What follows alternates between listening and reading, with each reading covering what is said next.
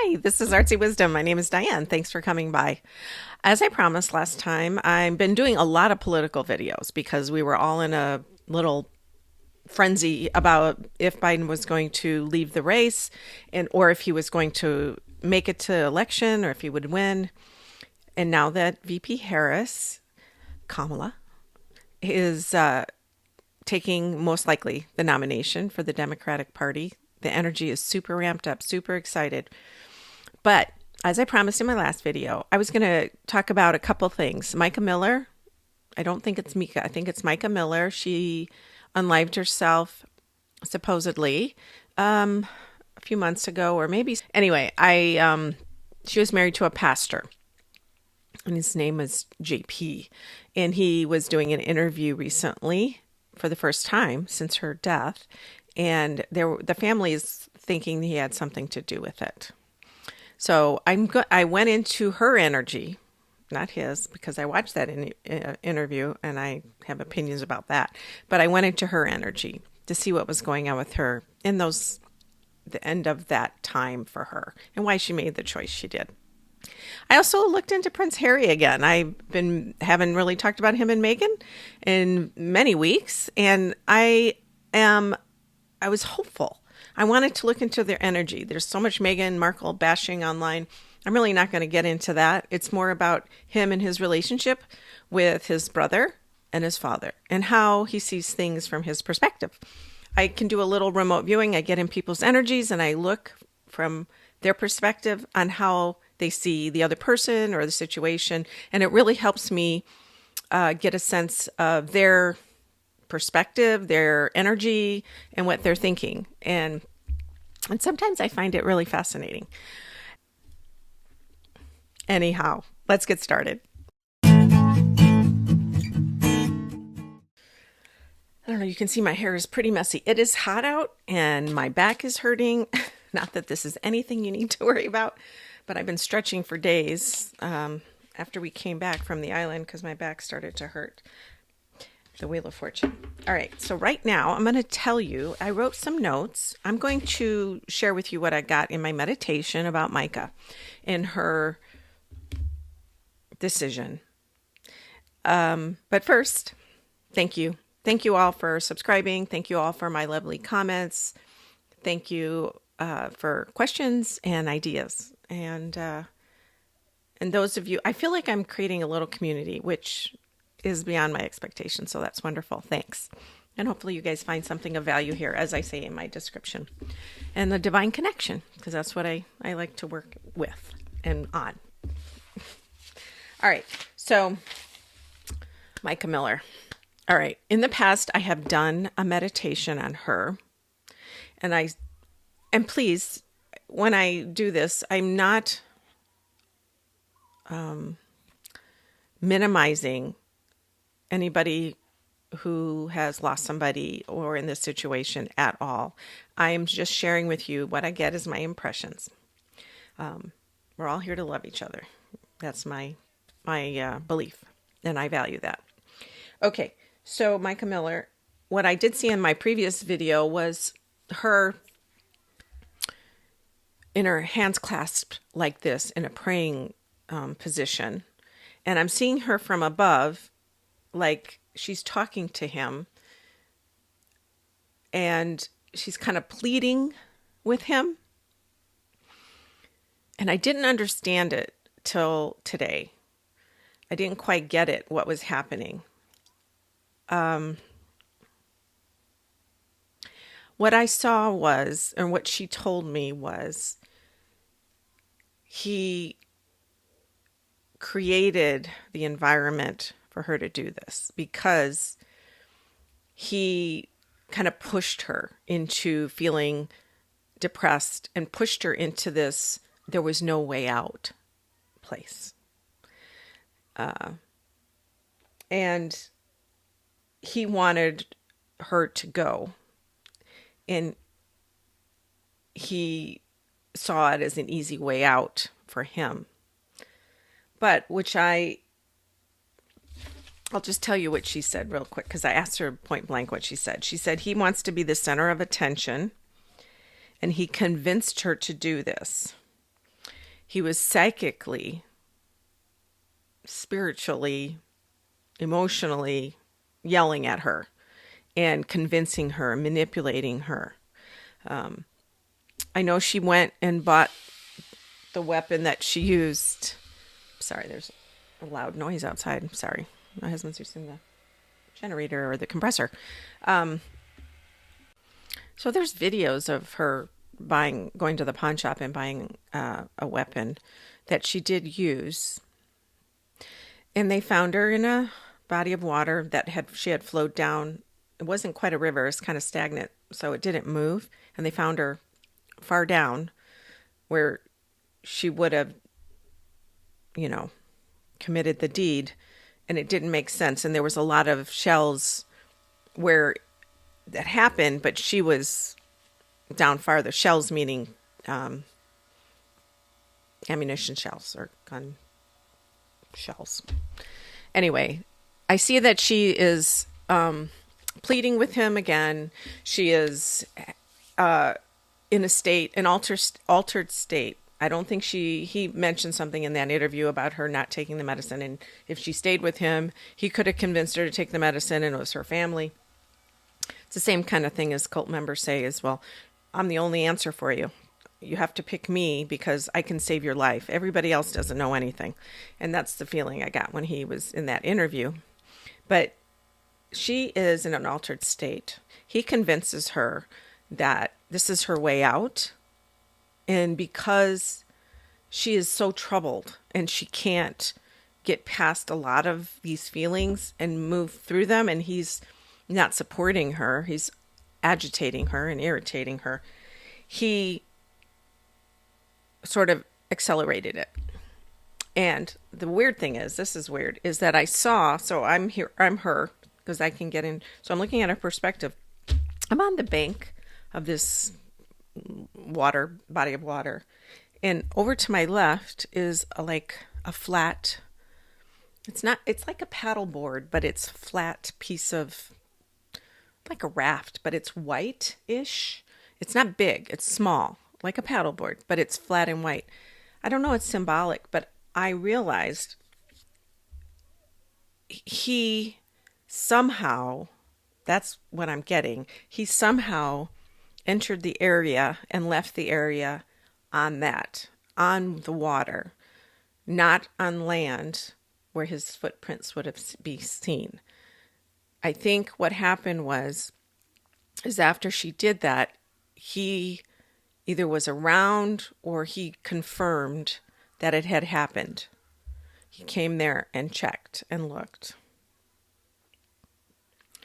Or he might have manipulated the scene a little. I don't think he pulled the trigger, but I do think he was guilty of something. And I know that's a lot to say, but I do feel like she was really fragile, and I think he manipulated that. And I know I'm on YouTube and people might not appreciate me, but I do think something like that might have occurred. But like I said, these are my visions. That's what I see, and take it or leave it. I did see that in a past life, he may not have been a man and she might not have been a woman, but in a past life, he did physically kill her or take her life, or the life that she embodied that time. And this life, on this time period, her goal was to take that karma and rearrange it and get stronger and fight the situation. Karma tends to repeat itself because we revisit it in different ways, shapes, and forms with the same people in different, human incarnations, but we redo them so we can eliminate them. So I think in a past life, he or his person then, and her person, he took her life. This life, she was supposed to get stronger. And maybe she did learn something about her karma in this time. So next time she will get rid of it more and more. She's a lovely heart. She's a lovely, sweet person. I can feel her energy feeling just so fragile and tender. And I feel that she felt as if she didn't have any choice. She went there in, I don't know if it was his urging, but anyway, she went there. He came and went on this little whiteboard. But when I asked about her, what she wants to tell the family or what she wants to tell me, she was so beautiful. She shows me this flower. She has light behind her, and she shows me this flower, and it's like sparkly. It looks like a lotus plant or a lotus flower with multi whitish iridescent petals, and it's round, and it has all these sparkly rays of light coming from it, and she holds it out to me, and it's so beautiful. And I think she's saying she's wanting her family or people that love her to remember her like this, and this is the gift of her life, and she is showing me that, and it is just so gorgeous and so beautiful. So the peace was there. She's at peace and she's okay. And then I felt her energy shift. So she began to turn around to leave. And as she did, these giant, beautiful angels, I mean, it's like a movie, the wings of them, I see them wrapping behind her and walking away and taking her. They were huge and she was small, but light. It was so light, and divine energy was all around her and them. And it was so beautiful. It was so beautiful. So she's at peace. She's moving on. Now, the one little thing that happened at the end, I see her, she's got these two giant angels on either side of her, but I see her turn her head to the right and toss something out, and I think it was to her husband, and he wasn't there, but she's tossing it out, and I think it's meant for him, and it was a little dark small thing, and I don't know what that was. And as I tried to figure it out, I felt like it was a cloth bag with something inside of it. I don't know if that's symbolic of her giving him, I don't know, leftover emotions or feelings, but I felt like it was actually something tangible, like real. Anyway, you can take it or leave it. Like I said, these are my musings.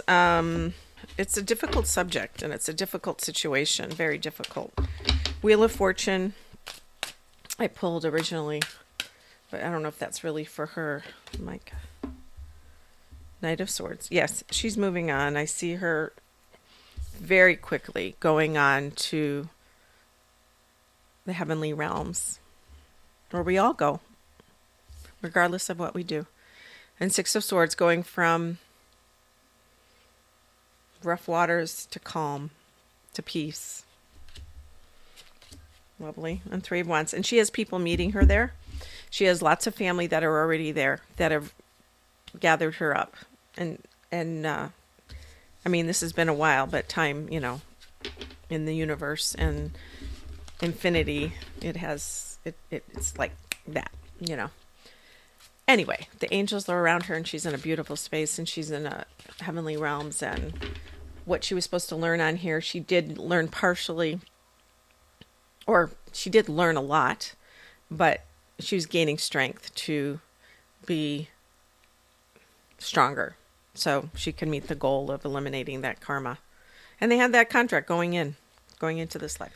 So I got into Harry's energy, and I have my notes because I get into see how he's feeling and what he needs or wants from his father and his brother to maybe reunite, because I know maybe not everybody has that as a goal, but I would like it, but that's my personal situation. Anyway, he had him looking at his father, and King Charles in his eyes has these like gray, kind of curly locks, not, but much longer hair than he has now. And he has this crown on. So that tells me he's looking at him as the king of the monarchy, or he's the monarch and he's the king of the country and the Commonwealth. And that he is beholden to him, not as a father as much as the king. And he feels like that he thinks his father is cold to him. And he also, from Harry's perspective, I don't sense a feeling of remorse, or he feels, oh, I might have hurt his feelings, and the whole, my grandmother. He does feel worse, or he does feel concern about what he said about his grandmother and his grandfather at the time. But being in his energy, it made me realize that he has this giant, embedded, super structured, with its roots inside of him, chip on his shoulder. And as I'm in his energy, I felt a sense of, like, he felt like he was alone. Well, he was off to the side always. He was the redundant one, or the spare one. And I do feel like now, and then when his mother died, it made him feel even more alone. And I think as he went through his life, he kind of hung on to William, and he came up with his own personality and identity outside of the royal family, because he always felt different or alone already. And so he was trying to come up with that on his own, but he didn't go all the way into it until he met Meghan, and she actually showed him and said, yes, that's exactly what's happening. And you need to fight back, and you need to speak up and be stronger. And so he always knew that and felt it, but she gave him the space, and she gave him permission to actually talk about it. And he got used to living in that space of, yes, I'm the forlorn one. I'm the one that nobody understands, and that I have to take seconds about everything. He says, I feel damaged. No way of forgiving that. Like I didn't matter. He said, I asked him what he wants, and he said, I want to get what my birthright deserves. What my birthright deserves. So it's not about his relationships.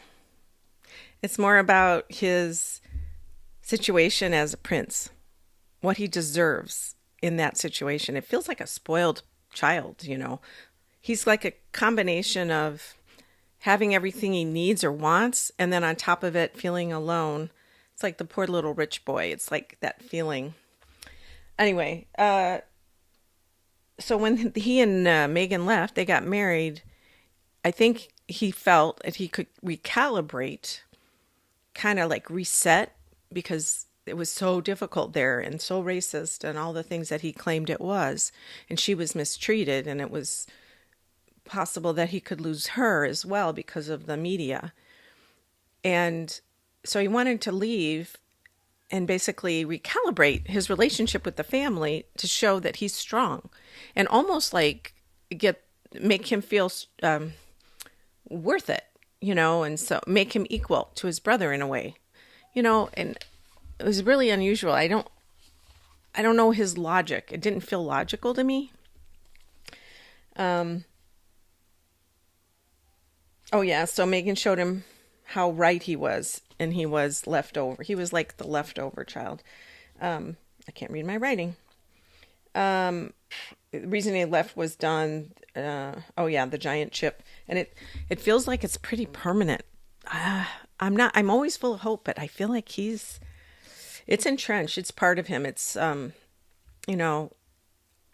like childhood trauma, or whatever he felt, his emotions, it's in him. And that Virgo mentality of criticism, self-criticism, it's activated too in this regard. And he said, if I point it out enough, they'll see. It's almost like he's wanting them to see so bad, and it'll save him, but he doesn't, it won't. It's like he's looking outward, a lot of people, but he can't seem to go inward to fix whatever it is that how he is perceiving the situation, because he seems to be thinking it's everybody else's fault. And what I did see, sadly, was, when somebody ages, you guys all probably know somebody like this, they get more and more bent over, bone structure, or just life beats them down. They don't take care of themselves, and just very crook. I read the word crooketer. I just see him getting crookeder and crookeder and crookeder. Like he's getting more and more bent and unhappy. And I maybe that's just symbolic of a mental state or emotional state. I hope it's not true. Miracles happen every second, in every moment. There's infinite opportunity for all of us in every second and every moment. But for him, he feels right now that's the energy for him.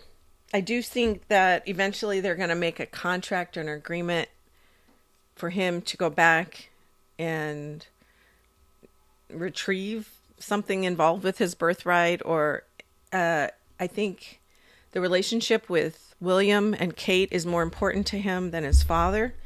And I think he wants them to be more sympathetic. They won't be anytime soon, but he needs that. And the kids, I think as Archie and Lilibet age, he's going to start to see some of himself in them and Archie. And actually it's a really good thing. As a father, you want to help your child have the best life possible. And I think he will put aside his chip, the heavy emotional burden that he carries for his children. Some of it's security-wise, some of it's, financial, but I think a good portion is emotional and feeling part of a family. And I think he wants them to have that, because obviously he feels like he didn't so much. But it won't heal his heart, unfortunately. Not anytime soon, but it can. But at this moment in time, I don't see it doing it.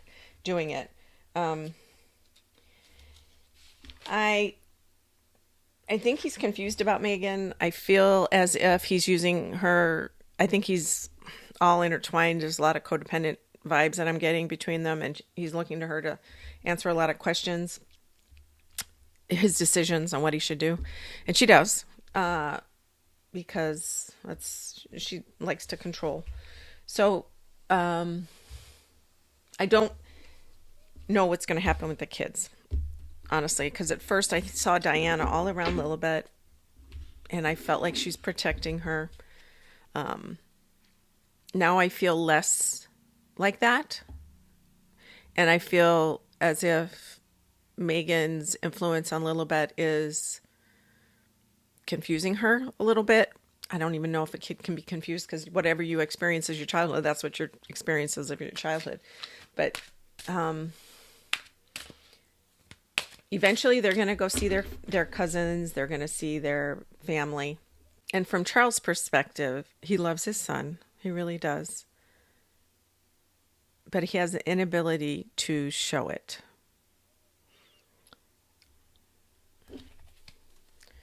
Unfortunately. So when I pulled cards for Harry, saw Four of Cups, which is kind of a woe is me. I have an umbrella, everything seems to be trouble. Three of Swords, grief. My heart, I can't get over this. And then Four of Pentacles, where you feel like you're kind of trapped in your security-minded ways. Like you have to have enough money to live, and I don't have enough, and I got to make sure, and I got to make sure. That's his energy. I'm believing it. It's so crazy how those cards came up. But when I looked into from William's perspective at Harry, I actually felt sympathy. I felt like sadness, there's anger and frustration, but he loves his brother and he wants to have a relationship with him. He doesn't know how to negotiate that. William doesn't during this period of time with Catherine dealing with her health cancer treatment still, and him moving up the ladder, eventually going to be the monarch, and his family being so high visibility. But I do feel like he loves his brother very much. And actually, I feel Harry loves his brother as well, very much. He doesn't blame him necessarily for making him feel left over or redundant. He's part of the collateral damage. I know they had fights, and they're young men, or middle, not young, but they're brothers that fight, and they're so different. But I do feel as if William will come around and see Harry, and they'll come up with a relationship that's minimal. And it really depends on Meghan if they will continue that. She's going to be the barometer or the caretaker or the gatekeeper.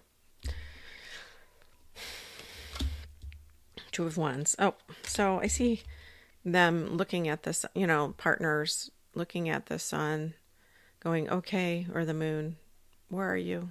They see each other. They both go, we're seeing the same moon. You know how you can do that with other people.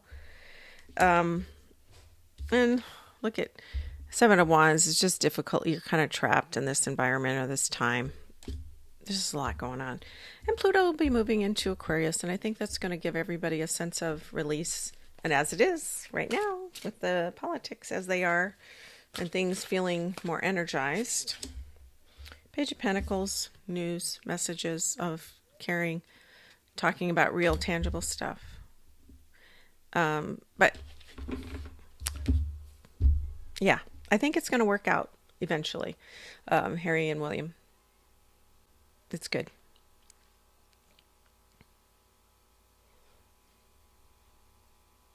Catherine too. Princess Catherine. She'll come around too. They do love him. They kind of look at him as a sympathetic character, even though he's been. It's almost like they think of him. I hate to say it. Somebody with a little bit of emotional illness or mental illness. Not that he has mental illness, but they kind of look at him like some sorrowful character in a way. They will. They'll come around. Okay. I think that's it. Those two things. Things are looking up.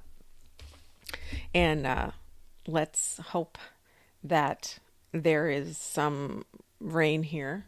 Unfortunately, sadly, the Jasper National Park over in southern Alberta and near the Rock, it's devastating. They had a massive wildfire that went super fast.